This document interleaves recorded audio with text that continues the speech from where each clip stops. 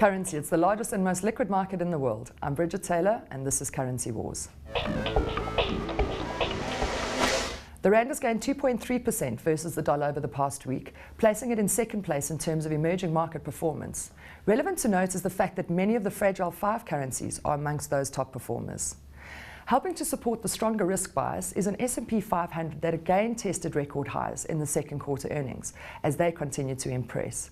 And as declining near-term US inflation expectations reinvigorate speculation of a Fed that is likely to keep interest rates low for longer. Despite South Africa's June CPI surprising marginally to the downside at 6.6% and keeping in line with the SARB's expected peak in the fourth quarter, the core CPI increased to a 2010 high of 5.6%. This remains within the SARB's expectations for CPI during 2014, and it seems likely that there may be potential for another hike of 25 basis points later this year. Meanwhile, the global broad market bond index is now trading at its highest level since May 2013, with gains of 4.6% for bonds globally so far this year. The trend has been supported by monetary easing from both the ECB and the Bank of Japan, and will be reaffirmed should we start to see further softening in the Federal Reserve and Bank of England hike expectations. The HSBC Chinese manufacturing PMI surprised to the top side in an 18-month high of 52. This data supports the growth impetus and is rand positive, given the significance of China as a trade partner with South Africa. This may offer some relief to the trade account into the third quarter, provided that the strike action does not cripple production indefinitely over this time. Great, now that we've seen the lay of the land, I'd like to welcome my guests, Colin Wakefield from RMB, Danny from Micromega. Welcome once again. It's been interesting this week. Wow, Dan. Great call last week, though, I have to say. So, interesting economuffet this morning, looking at rand obviously now starting to teeter around those levels. So let's just look at where we were last week. I mean, we were looking at that weakening bias. We had the MPC. Consequently, however, we've started to see a lot of emerging markets benefiting. So let's talk through where we are now. Well, I think the basis that we had the chat on last week was that we were looking for a dip. You know, we said there was a chance we could see 53, 58, and those were, I think my words were golden levels. Obviously not so golden at the moment, but as the week evolved and we saw some things coming out, and I kind of sat back and I looked at it and we had this discussion. We said, how much negative news can the rand actually absorb? You know, we had, when I was away, we had the credit, we had the ratings downgrade, we've had the strikes, we've had everything thrown into the rand. And yet every day I found myself holding on to this dip trade and saying, but we're getting into more and more trouble here, the market feels heavy. So something was out of balance there. And then I just looked at it, and I actually looked at, as you know, if you read the piece, was sterling rand. And sterling rand over the last couple of years, since 2002, it always peaked at close to 20, 19, and then I think we got up to 18 and a quarter or something like that. And the dips after that were quite pronounced. So I looked at that and I thought, if there has to be another reason that the rand's holding up so well, it's facing out so strong. But those ranges have been intact. I mean, if we look at that sort of, really in the bigger picture, sort of 1055, 1085 has been the range for the last couple of months, really. And despite, like you say, despite the negative data, but I think one other thing that's been in play, I mean, we post MPC, so they hiked by 25 basis points. We've had that impetus on the rand. We thought that it was potentially a little bit low in terms of what we should have done, because a lot of commentary, you know, suggested that the SARB's potentially a little bit behind the curve. However, we've got commentary now that still suggests that the Federal Reserve will probably keep their rates on low for longer, ECB becoming more accommodative, and then obviously looking at the BOE, as you mentioned, with the pound. So it's that interest rate play again and that risk appetite that's coming back to emerging markets. What is your view? You've just come back from Europe. What is the feeling like in Europe in terms of where, you know, with all of these austerity measures? Well, I was in Greece, and outside of the main touristy areas, I think Greece is really struggling. The economy there is extraordinarily weak. The numbers this morning on the PMI front were actually slightly better than expected, but we're looking for 1% growth this year. Really, very little to get excited about, at least from a European perspective. But then the IMF have also downgraded US, so they've said 1.7 instead of 2% in the US. So this growth scenario is a massive issue. A massive issue. We've got the geopolitical concerns, which the market has taken in its stride, but treasuries have had a lid on them. So trading below 2.5% on the 10-year, despite the fact that the employment picture has actually really been quite positive.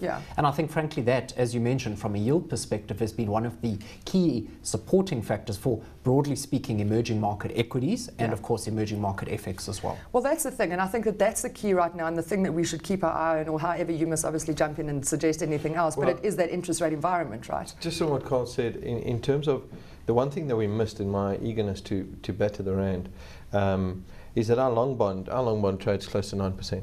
Yes. Our inflation's really at 6.5%.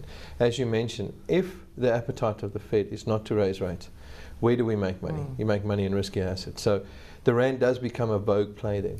And it is something just drawing my attention here that we've had this barrage of negative news on the country and the currency. Yet we're at 10.48 at the moment, broken out of that range. We're going to close sub 10.53 today. You know, there's nothing to suggest the rand can't go down to below 10. Sure. Which is not something that I would normally call, and I feel quite, I would say that tastes like vinegar coming out of my mouth. But it is a situation where I don't know what I could say about the rand to be more negative, and then have it come 20 cents in my face. So it's something that I certainly am turning a little bit more bullish. I'm not calling for that, by the way, but I'm just saying we've broken out of the range. And I think while we don't have rate movements in the G10 countries, while we're not looking at higher rates, the longer they hold off, I think the more chance there is for the rand to consolidate and firm a little bit. I do think, however, we said it last week, when they do raise rates, we're going to get caught with no pants on. So we need to be wary of that. But for the moment, the initial data suggests rate hikes in the States. She's come out, Yellen's come out and said no. So rand's back in play. But then we've got the potential of another 25 basis points in South Africa as well. Absolutely. So that's also opportunity in terms of investment, as you say. I mean, if you look at the bigger picture of emerging markets, South Africa still is favourable because of its liquidity levels and because of its tradability against other emerging markets. Where do you think we're going to go to from here? You have the same view as Dan, or what are the risks that you still see in the system? The long-term risks are there. We've spoken about them. There are other factors at play as well. So despite the weakening that we've seen on a 2-year view, our manufacturing sector is so moribund. We haven't seen a response on that front. But we're really in the middle of European summer holidays. I think keep calm and carry on is really the theme. The London bankers are all on the beach in Greece or in the Caribbean. And I think for the next at least month, I think we're going to see a continued theme, provided treasuries behave, of emerging markets start to regain some of the big moves that really tore apart their performance earlier in the year, towards the end of January. And in that environment, a rising tide lifts all boats, including the rand. So short-term bias, I actually agree with Danny, is mildly and slowly stronger. Which is great. I mean, if we also looked at that Chinese data, that was quite encouraging in terms of where South Africa sits, obviously, as a trade partner.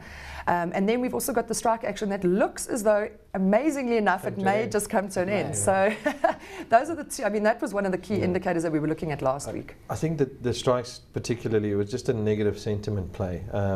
As Carl mentioned, in terms of manufacturing, I don't know, a rebound base of, I look at it as if it comes off zero, it has to go up. So, manufacturing is in trouble. Whatever number comes forward now should be better.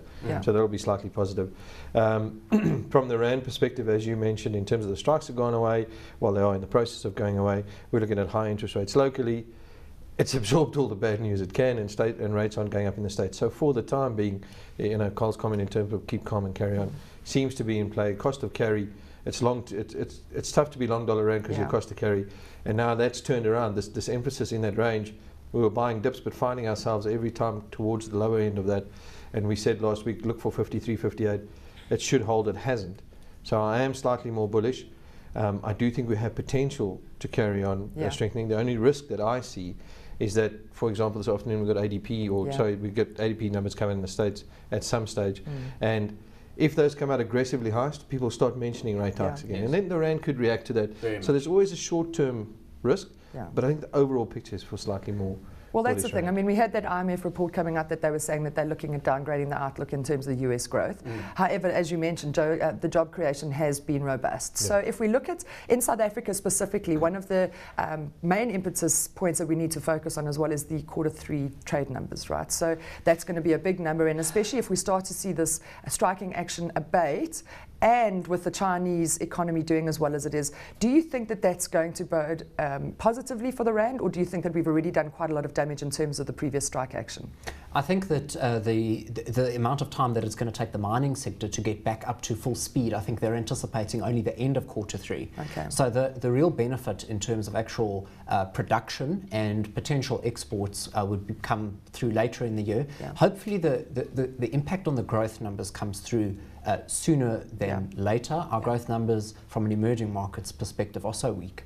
That hasn't stopped people buying our bonds, admittedly, but the growth numbers, I think, are what a lot of people are looking at, and we need to keep a But keep global a close growth's eye on low, this. Carl, so I think it's almost, it's that pain threshold. You know that growth is low, it doesn't look pretty, but you know what do we do about it? And this is a global scenario. So if we look at South Africa and as an investment portal, investors still looking for that carry trade opportunity, and then obviously in terms of the SARB, they must be delighted that the rand strengthened, as well as the fact that the CPI number came in slightly better than expected, within their expectations. They're hiked by the 25, so yes, a cautious decision. However, the market's applauding them, obviously, post the CPI numbers. So, in terms of where we're going to from here, do you think that South Africa is probably in the bottom of the barrel, or do you think that there's still more to come? From my point of view, I think we're still languishing near the bottom of the barrel. I think when we get removed from the fragile 5, I think that'll be a key step. Yeah. But one of the other things we mentioned in terms of this rand euphoria we find ourselves in is that the current account numbers improved while I was away, and magically so. I don't know how they were able to do that, but it seems to be a trend. Now, if they come out again with a slight improvement, that's one of the reasons we're in the fragile 5. So if this continued sort of progression towards stability, if I could put it that way, in the South African economic sense continues, then yes, I do see it. I think the SARB was very clever in raising 25 basis points. In fact, we were calling for that because she's being vigilant, but she's not hurting. Yes. It was really a nothing hike, but it just showed that they're watching. And another one won't be untoward. I mean, the people in the street might want to see that, but it does help readjust the economic balance that we need. Well, that's the point, and I think that's exactly where we sit. And as we said, 25 basis points doesn't hurt, but at least it does the trick, and it sends the right message. Absolutely. So we're going to pull out the big guns. We're going to look at levels for the week to come. Right, now that we know where we stand and the real risks and opportunities, I'm going to ask Colin to go first. Give us your view on the week to go. I think the key level that we're watching is 10.48 on dollar rand. I think if we close below that, then there's the possibility, at least on a 2-week basis, when we chat again perhaps next week, of 10.32. There are lots of bogeymen out there, the Middle East situation, the situation in Ukraine, but against that rather fragile backdrop, the rand has put in a solid performance against all the odds, I guess you could say, and so mild strengthening bias. Watch out also for euro rand. Euro's looking really soft, so we could drop below 14 the figure on euro rand. Certainly on the cards over the next 2 weeks. Well, that'll be a relief since you're going overseas. Well, I agree very much with Colin in terms of euro rand and sterling rand. I think if you want to express a rand positive view, it's got to be in the crosses. We've already moved quite nicely. Euro rand's turned technically. I agree with his levels on euro rand. I think can get there. I think sterling rand could even get onto a 16 handle. Wow. So for dollar rand, that's talking closer to 10. So I'm a little bit more bullish on rand. I think we've broken the range. We need for me, a consecutive couple of closes below 53 will indicate that. I like Cole's level of 10.32 on the downside. There's always little levels on the downside. The one thing you do need to be cognizant of is if a big number comes out in the States, people start talking about it again. So there's always a risk to the top side. Okay. But for me, 10.35, 10.55 the next week. Great. So in conclusion, the trading strategy of the week has changed quite significantly since last week, which is quite interesting. With that big pivot level of 10.53 being broken, we're looking for 10.48. If that does close below 10.48, both our commentators looking for sort of 10.32 levels and sort of 10.32, 10.55 is the range for the following week. Right, now that you know our outlooks, we're changing things up a little bit and we've got a BlackBerry Q10 that's up for grabs. So please tweet your predictions to where you see the rand closing on the last day of this month to @CNBC Africa, #CurrencyWars410, or myself at Brigid Taylor to get your hands on this bad boy. Until next week, good luck in the trenches.